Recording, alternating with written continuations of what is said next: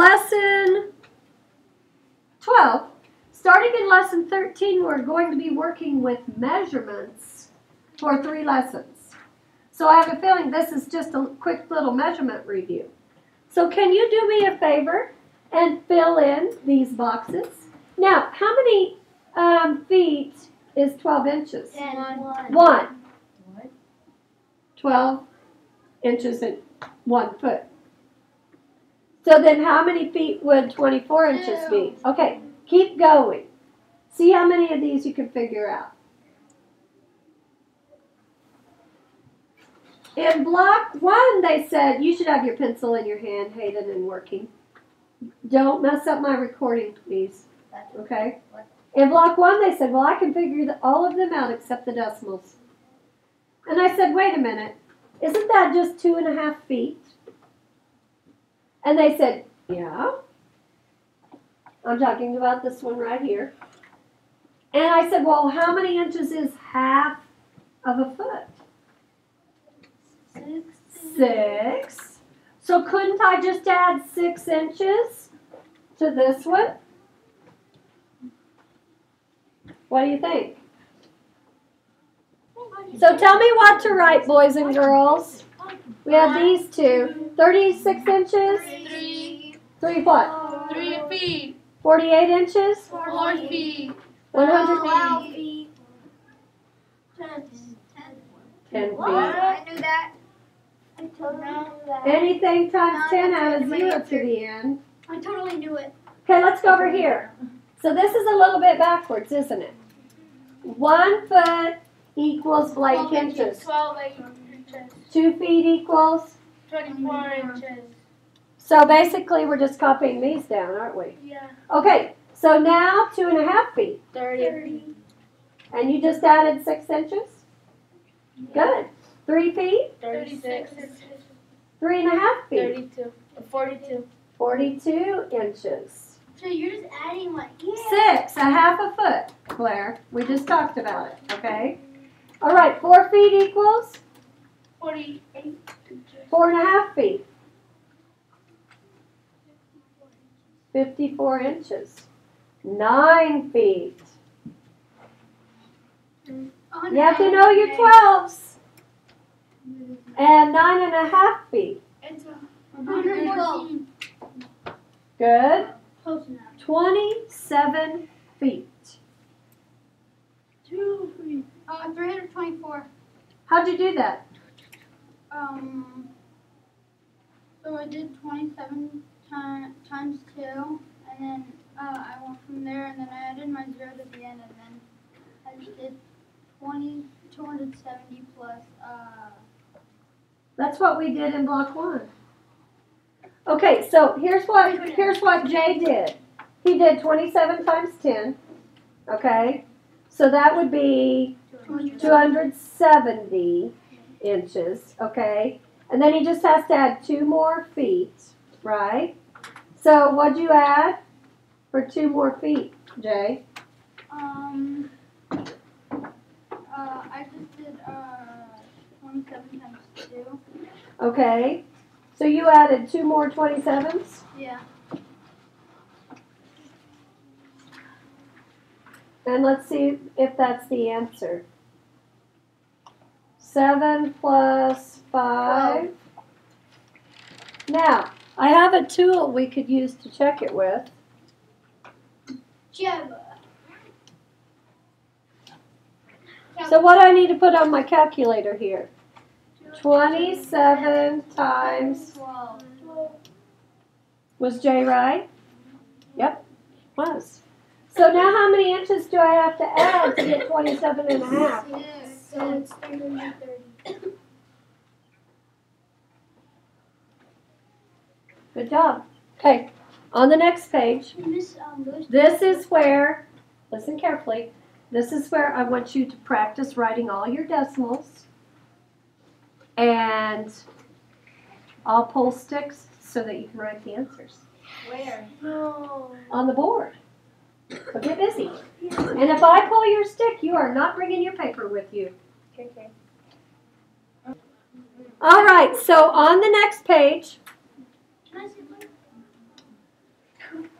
we've got a problem. What? I want to read it, and then we're going to talk through a little bit of it. It says 32 cyclists, and this means bicyclists, okay? So you should turn to the problem right now. Okay. 32 cyclists make a 7-day trip. Each cyclist requires 8 and 33 kilograms of food for the entire trip. If each cyclist wants to eat an equal amount of food each day, how many kilograms of food will the group be carrying at the end of day 5? Blair, you didn't listen. I know that because you're not even looking at your paper or up here. That's twice I've had to say your name. Okay, so there's a couple of things that are tricky about this. In block 1, we, and I'm saying we, didn't even notice the one I'm going to show you right now. It says, how many kilograms will the group be carrying? So how many are in the group? 32. So I'm going to come back to that later. What would be the best way to figure out this problem? I think I'm going to do a tape diagram because that could be my total amount of food for each cyclist, right? So go ahead and do a tape diagram. Does it have to be long? No. And how much food does each cyclist take on the trip with them? 8. And 3,300 kilograms, okay, of food. Which I don't know how many pounds that is, but that's going to be pretty heavy at the beginning of their trip. Probably in their backpack, or maybe, gosh, I don't know. Do those bicycles have bags on them? Some of them might. Okay. So it's probably going to be on their back, though. Okay. 33 or 32. Okay, so now I need to figure out how much food they will have after day 5. So like on day 1, they're going to eat some food. Boys. Day 2, they'll eat food. 3, 4, and 5, they'll eat food. So how many equal parts do I need in my tape diagram? Wait, I'm not done. For a 7-day trip. 7. Okay. So, now I'm going to come back to those of you that thought we needed a 5 because that is very important. Okay. So there's the 7-day trip. There's the total amount of food they start with.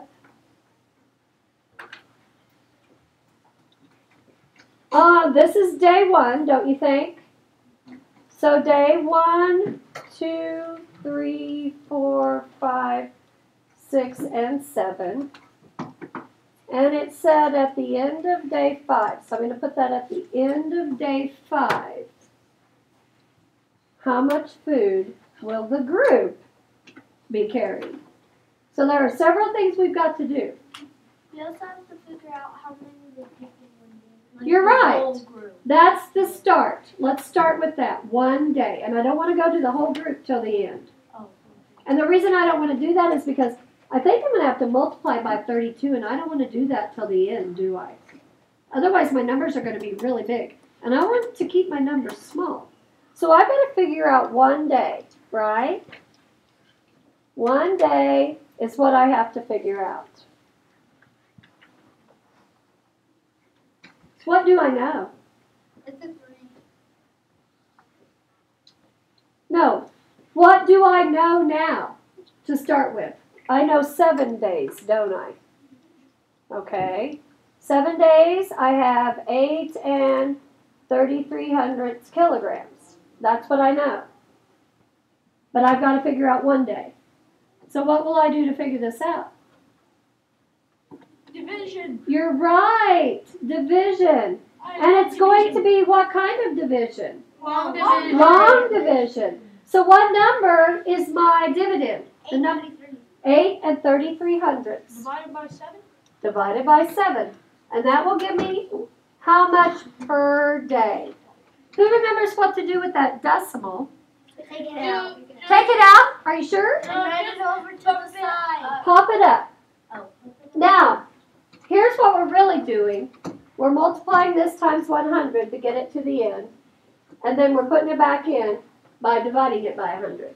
But we already know that if I divide by a whole number, I can just move my decimal straight up. Okay? All right, so here we go. How many groups of 7 can I make out of 8? 1. I just remembered how to do long division. Oh, good. Well, I think it's okay. So is 1 less than 7? Yes. Bring down your. 3. Okay, how many groups of 7 can I make out of 13? 1. 13 minus 7? 6. Is that less than my divisor? Yes. Bring down the. 3. How many groups of 7 can I make out? Okay, so now we know 1 day, don't we? What is 1 day? 1 and 1900 kilograms of food. Now, It just popped in my head. yes. So here's what I know. I know that each of these, and it's important for me to write this so you can get a visual. So if you're on your own on a problem like this, I would suggest writing it. So now this is a confusing question. It says, how much food will they be carrying at the end of day 5? So did they eat all this food on day 1? No. And they ate this. Yes. So they ate that much food. Okay, so how much food, how many days worth of food do they have left to carry? 2 days. So 2 days is equal to how much food? Can you add that together in your head real quick? Wait, add what? 2 days. Right here. Remember our graph questions from kindergarten with the apples and how you can just count how many are left? 2 and 2 and 38 kilograms. Okay? So now here's the problem. That's only one cyclist. Multiply by how many cyclists do I have? 32. Do I even have room to multiply? That's the question. Yeah, I'm going to just scoot over. If you are out of room, you can put it on the very back. Okay? So what am I going to multiply here? 32 times 2 and 38. 2 and 38 hundredths times 32. You think standard algorithm is the best way to solve it? Yes. Okay, so this over here was just one person. Now we've got to get the whole group. So I'm going to put whole group here. Okay, go ahead and multiply.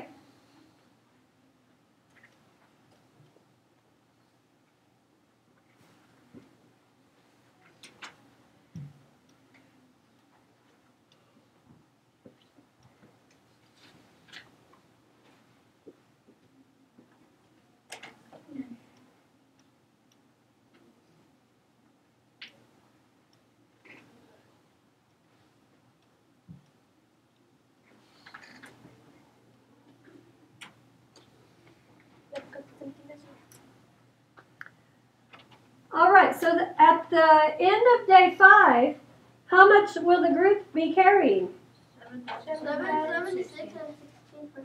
76 and 1600 kilograms of food. 76? Look at mine up here. Oh, well done. Okay, now, boys and girls, this does make perfect sense. Because if I start with, what place value did I start with on 8 and 33 hundredths? What place value? Hundredths. Should I probably end with hundredths? Yeah. So that makes perfect sense. Good job. Blair, did you get your regrouping done correctly? Did you do it in your head or on paper? On paper, I got it right. That's a big chance to take. Okay, let's take a look at the lesson for the day. Because I added 9 plus 2 and it was 11, so I put the 1 right there. I knew it was 7. Okay, so today's lesson, yours looks a little different than mine, but each problem we are going to estimate, then solve using the standard algorithm. I am no longer requiring you to write it in unit form, so you can take the decimal out, put it back in, whatever works for you as long as you don't bring it straight down. Are we clear on that? Yeah. Okay. So what would you round, Tucker, what would you round this first number to? 200. 2 31/100ths. To the nearest whole number. And what would you round 20 to? 20. Okay. So this answer will be somewhere near 40. Okay. So when you write it, eyes up here, it doesn't matter to me. You can write it like this. Okay, or if you want to leave the decimal out and put it back in later, you can, as long as you know what's really happening. What's really happening? The decimal scoots over. It does. You're multiplying by 100 and then dividing by 100. Okay, so whatever works for you, but let's go ahead and do this problem now. I got 5082. Shh. Go ahead and do it. Then you can check to see if I make any mistakes, boys and girls, because it's been one of those days.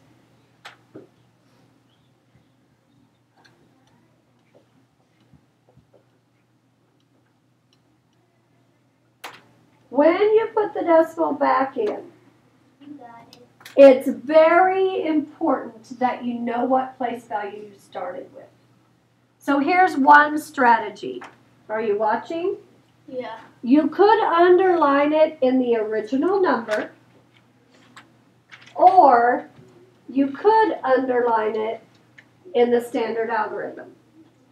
But at some point you have to take note of what place value am I working with, okay? All right, let's do the next one. How is it different? There's a 1 at the end of 22. So what will I round this second number to? 200. So instead of 40, what will I have? 400. Okay. So go ahead now. I'm just going to go ahead and put 2 31/100ths on top because it's first, and these are all easy numbers.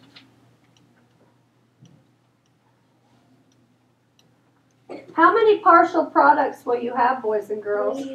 3. Very good.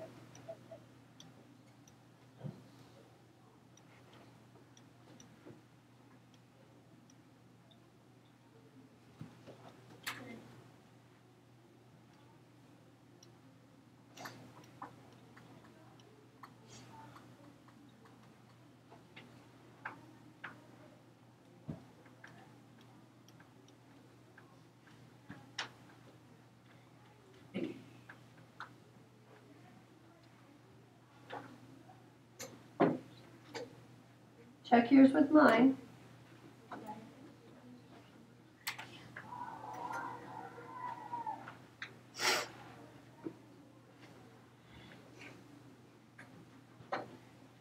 Okay, now for number 3.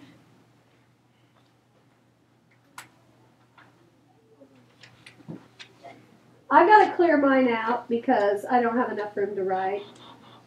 So Fernando, do you have the same partial products that I do so I can clear this out? Okay, all right. You could. Okay, thank you. Can I use some lip balm? Oh, it's in the second drawer of my desk, and there's a little basket beside the Band-Aids. All right. Lips dried. Okay, so what will I do the rounding with? How will I do this rounding? 2 and 200. 200. So same estimate as before. How is this problem different? It has 0 line. Okay, now here's what I'm going to tell you. If you can choose where to write the number with the 0 in the middle, what's the best place, the top or the bottom number? The bottom. Why, Maite? Because you can just skip. You can skip a whole row. Okay.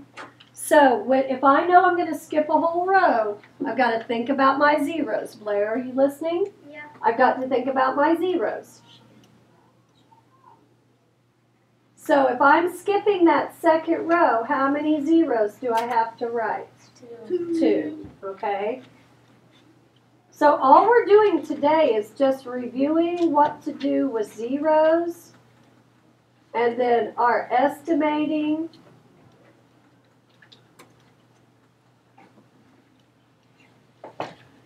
That's a little closer, isn't it, than the last one? Yeah. Okay, so let's look at the next 3 problems. And if you're not done with that one, that's okay. I just need you to move on to the next 3. Okay, so what will I round 495 to, boys and girls? 500. 500. What about 1 and 1100s? 1. So this will be about 500, okay? What number are you going to put on the bottom this time? The decimal, yeah. Because I would much rather multiply by 1 than any other number. Only thing you have to keep track of here is the addition. What? When you keep on asking us when you say why, it reminds me of when Mom was telling us that one day she went to a quiz thing and so she got confused and it was all old pastors. She accidentally buzzed it. And so she asked them so they asked her what the answer was. She's like, Jesus. Jesus is always the answer. I'm like, we'll consider it. Oh, that's funny. I wouldn't be very good at those quiz things because I can't think quickly. Grace did it last night and the guy went, wrong answer. Oh gosh. It's right. See if my addition is correct here. Yes. No. Yeah. You have to regroup on the 4 to 9. I know. I got 54945. Yeah, that's Yeah, what I that's did. Oh yeah, okay, so I thought I did something wrong. Thank you. All right. So now let's go down to the second problem. How is it different? It doesn't have a number. It doesn't. Okay. So what will 98 hundredths round to? 1. You guys are good. And our estimate's still going to be the same. How would you set up this problem though? Would you put the 98 hundredths on the bottom? Yeah. Okay. And if you do that, do you need the 0? You really don't. The 0 is just going to confuse you. So if you can leave a 0 off in front of a number, do that. All right. Blair, be very careful. There is tons of regrouping, and your goal is to not make any mistakes, okay? Actually, that's the goal of all of us.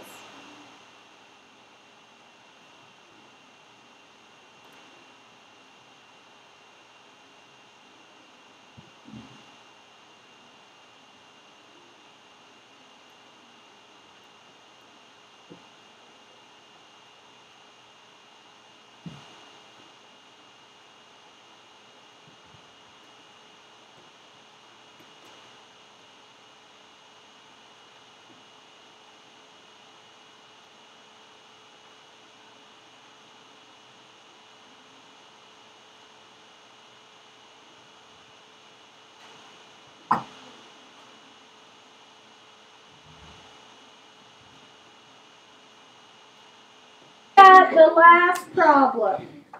What would I round 102 and 64 hundredths to? 100. 200.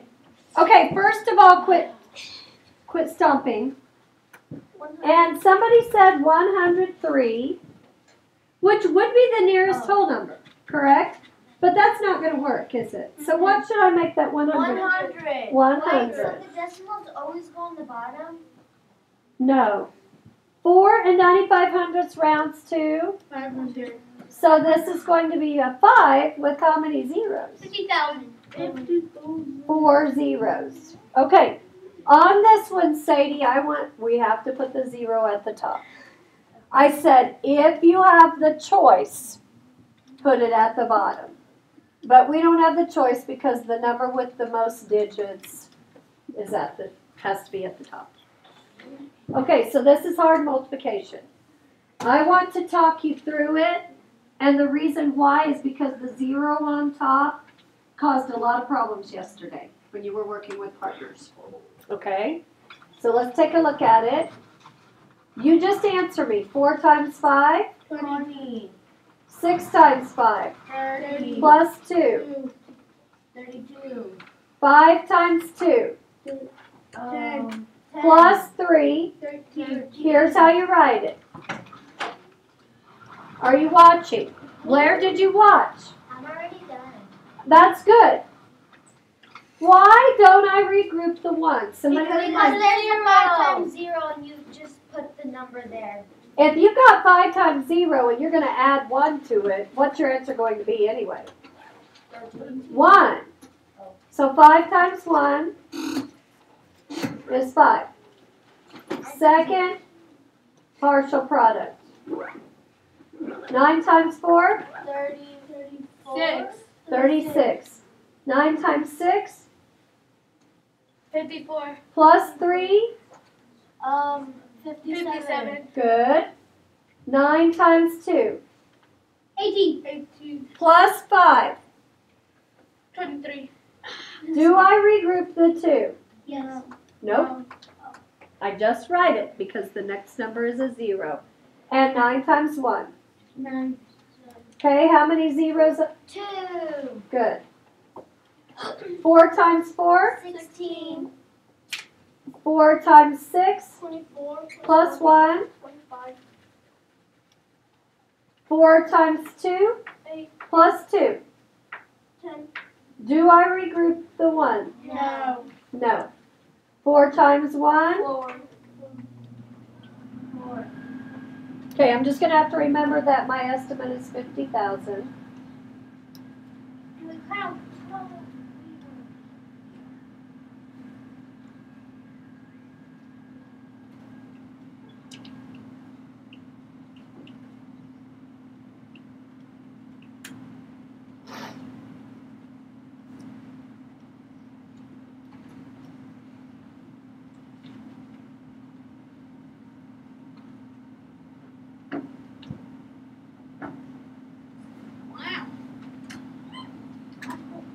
So 50,806 and 80 hundredths.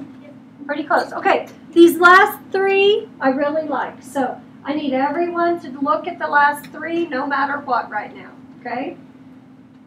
On 2.5, what would I round that to? 3. 3. So I'm going to have 3 times what? 5. 50. You're right, Sadie. 3 times 5 is? 150.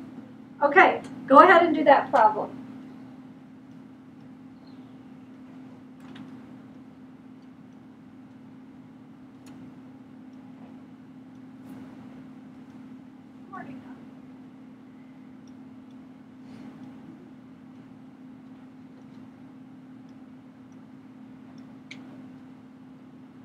How many decimal place values do I have? 1. So is 127 Yes. a good whole number? Yeah. Yes. So 1 place value is 10th place. You got to pay attention to that. Okay, now just stay with me. Do not work ahead. Okay, the second one. 25 hundredths times 51. Everyone look at the 30. second one. 30. Okay, so why are you saying 30? And Because 20, the 5 is up, and then you round up, and that's 30. okay, but I'm rounding to the nearest whole number. If it was There's 40, no 20. 0. Zero. There's no number with 1 in Zero. front of the decimal. That's right. We can't make it a 0 because then our estimate would be Then 25. 0. Then Sadie, 25. you were right. Just let me talk. I can't have an estimate of 0. Can I? No. I know this is less than 1, But I can figure it out and still not have it be 0. So Sadie was right, we're going to round it to 30. Now how will I write that though? 0.30. What number is it? 30 tenths times 50. So I still do 3 times 5, add a 0, and then place my decimal in my estimate. That's different. We normally do not place a decimal in an estimate, but we have to this time because it's less than 1, but it's not 0. So do you see why I put the decimal in? Okay, so I'm going to multiply the exact same two numbers, except for what? It'll be 25 hundredths times 51. Look at the board. Do I need this 0? No.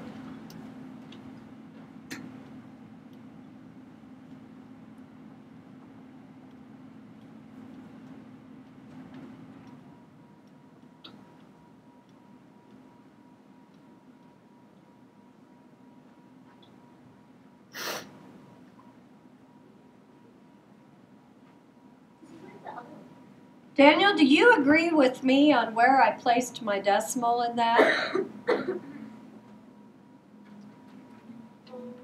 Yes. Okay, why do you agree? You're right, and I'm right.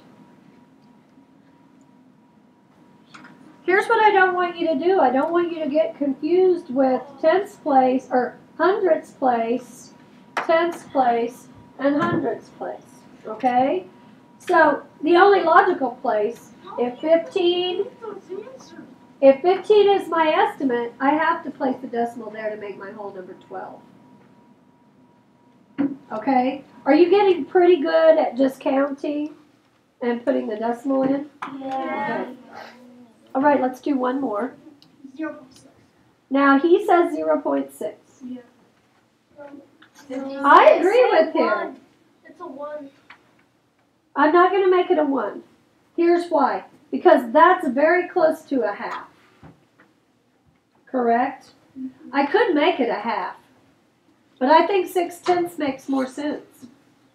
So, 6/10 times what number? 80. Okay, what's 6 times 8? So 480, and then where do I place my decimal? And between the 0 and the 8.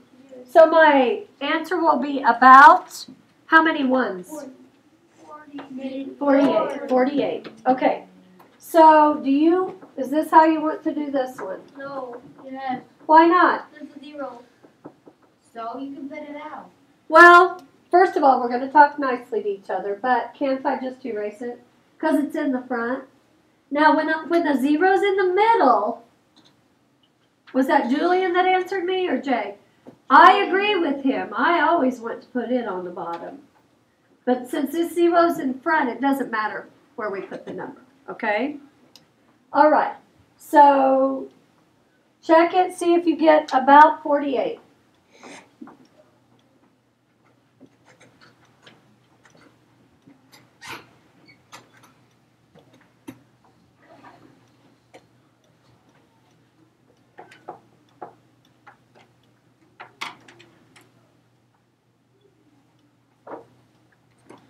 I got 47. That's pretty close, isn't it? Okay, so we learned a little bit today. Most of it was review.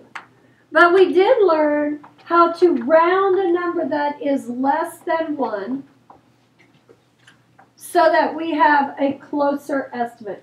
And we certainly don't want to round the number to 0, do we? Okay, all right.